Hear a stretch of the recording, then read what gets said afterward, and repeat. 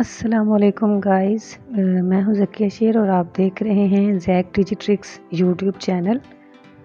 मैं आपको इस चैनल का मकसद बताती जाऊं तो इस चैनल का मकसद ये है कि जैसे कि हम सब जानते हैं कि आज के दौर में स्किल की बहुत ज़्यादा वैल्यू है और अगर हमें वही स्किल बगैर पे किए फ्री में मिल रहा हो तो मेरा नहीं ख्याल कि इसमें कोई इशू होना चाहिए। तो मेरे चैनल का ये मकसद है कि जो भी लोग घर बैठे बगैर किसी इन्वेस्टमेंट के बगैर कोई पैसे लगाए जस्ट वीडियोस देख के स्किल सीख के अपनी घर से अर्निंग शुरू कर लें, तो इसलिए मैंने ये चैनल बनाया है क्योंकि मैं खुद एक ग्राफिक डिज़ाइनर हूँ और मुझे 3 साल इस फील्ड में हो गए।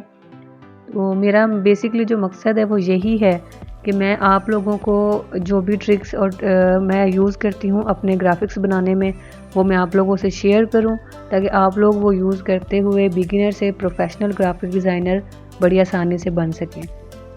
तो आज हमारी वीडियो का डे 1 है। डे 1 का जो हमारा टॉपिक है उसमें मैं आपको बताऊंगी टाइपोग्राफी एंड अलाइनमेंट्स।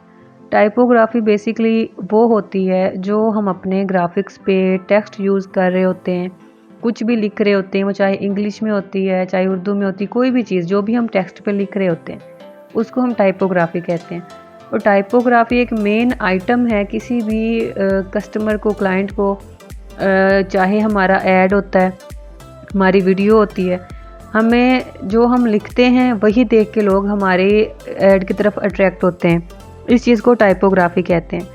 और टाइपोग्राफी में आगे अलाइनमेंट्स होती हैं। अलाइनमेंट्स क्या होती हैं कि हम अपना टेक्स्ट जो है वो कहाँ पे लिख रहे हैं, कैसे लिख रहे हैं, उसको हम कौन सी जगह पे कैसे एडजस्ट कर रहे हैं, तो इसको हम अलाइनमेंट कहते हैं। तो हमारा जो आज डे 1 है इसका जो टॉपिक है वो अलाइनमेंट्स ही है, यानी कैसे हम टाइपोग्राफी और अलाइनमेंट्स को यूज़ करते हुए हमारा जो भी डिज़ाइन है उसको हम ज़्यादा अट्रैक्टिव कैसे बना सकते हैं। तो सबसे पहले जो है हमने जब न्यू फाइल बनानी है उसको सेव करना हमने नहीं भूलना, क्योंकि जब हम वीडियो बना रहे होते हैं या ग्राफिक बना रहे होते हैं समटाइम से कोई एरर आ जाता है, कुछ भी हो जाता है जिसकी वजह से हमारी फ़ाइल जो है वो करप्ट हो जाती है। अगर हम उसको सेव करते रहें साथ के साथ Ctrl+S कमांड के साथ, तो फिर जो है वो हमारी फ़ाइल बिल्कुल कहीं नहीं जाती, वो एज़ इट इज़ सेव हो जाती है और उसमें कोई किसी किस्म का एरर नहीं आता। तो हमारा टॉपिक है टाइपोग्राफी एंड अलाइनमेंट्स। हमारा जो बेसिकली इलस्ट्रेटर है, एडोब इलस्ट्रेटर, इसमें 3 तरह की अलाइनमेंट्स होती हैं। 3 तरह की अलाइनमेंट्स इस तरह से होती हैं कि जब हम टेक्स्ट लिख रहे होते हैं अपना, हमने डिसाइड करना है कि हमने उसको कहाँ पे एडजस्ट करना है। हमने उसको राइट टू लेफ़्ट एडजस्ट करना है, लेफ़्ट टू राइट करना है, या फिर हमने उसको मिडल में एडजस्ट करना है। ये सारा जो है हमारे ऐड पे डिपेंड कर रहा होता है। वो इस तरह से क्योंकि सम टाइम्स हम कुछ उसमें इन्फोग्राफिक्स डाल रहे होते हैं, कोई एलिमेंट्स ऐड कर रहे होते हैं, हम कोई उसमें PNG वेक्टर्स डाल रहे होते हैं, तो कभी कभी हमने उनको डिफ़ाइन करने के लिए उनके साथ ऊपर नीचे लेफ़्ट राइट कहीं पे भी टेक्स्ट ऐड करना होता है। तो इस सब में जो है अलाइनमेंट्स का बहुत ज़्यादा रोल होता है। ठीक है, हम जो डेली बेसिस पे ग्राफिक बनाते हैं ज़्यादातर हम बनाते हैं social media ads. Just like हमारे पास कोई भी कस्टमर आता है, वो कहता है जी ये मेरा प्रोडक्ट है, लेमन मैक्स मेरा प्रोडक्ट है, इसको आपने शो करवाना है और साथ ही आपने इसको डिफ़ाइन भी करना है। तो हम क्या करते हैं, हम एक साइड पे जो है वो ग्राफिक अपना लगा देते हैं, दूसरी साइड पे हम टेक्स्ट लिख देते हैं। तो इन सारी चीज़ों को मिला के जो है ना हमारा एक ऐड बनता है।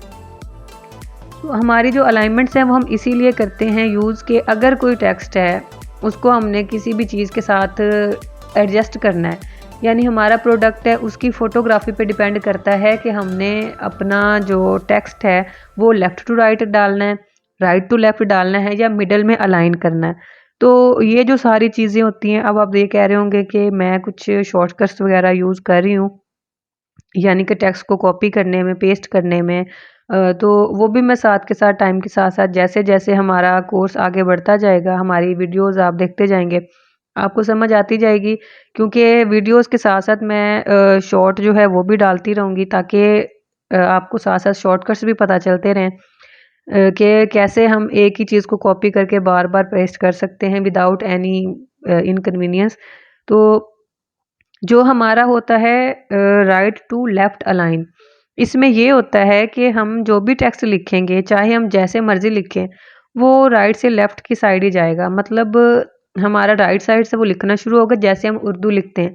लेकिन ज़रूरी नहीं कि हमने उर्दू ही लिखनी है, हम इंग्लिश को भी इस तरह से लिख सकते हैं ताकि हमारा जो ग्राफ़िक है वो थोड़ा अट्रैक्टिव बन जाए। हमारी जो सेकंड पे आती है वो लेफ़्ट टू राइट होती है। लेफ़्ट टू राइट में क्या होता है जी, सिंपली हम जैसे लिख रहे होते हैं, हमारी जो भी वर्डिंग होती है वो लेफ़्ट से राइट अलाइनमेंट में लिखी जाती है।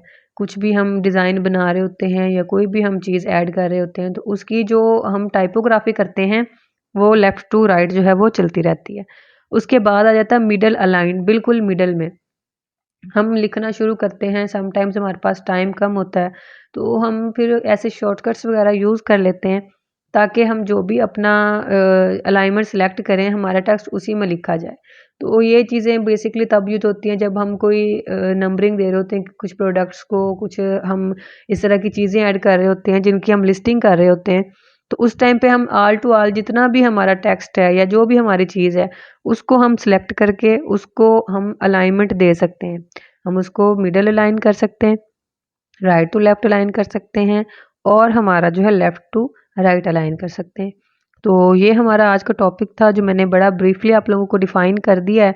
मज़ीद अगर इस तरह की वीडियोज़, टॉपिक्स आप एक्सप्लोर करना चाहते हो तो मेरे साथ बने रहिएगा, क्योंकि चैनल का मेरा स्टार्ट है और मेरा आज फर्स्ट लेक्चर था जो मैंने आप लोगों को दिया है और उम्मीद है कि आपने काफ़ी कुछ इससे सीखा होगा।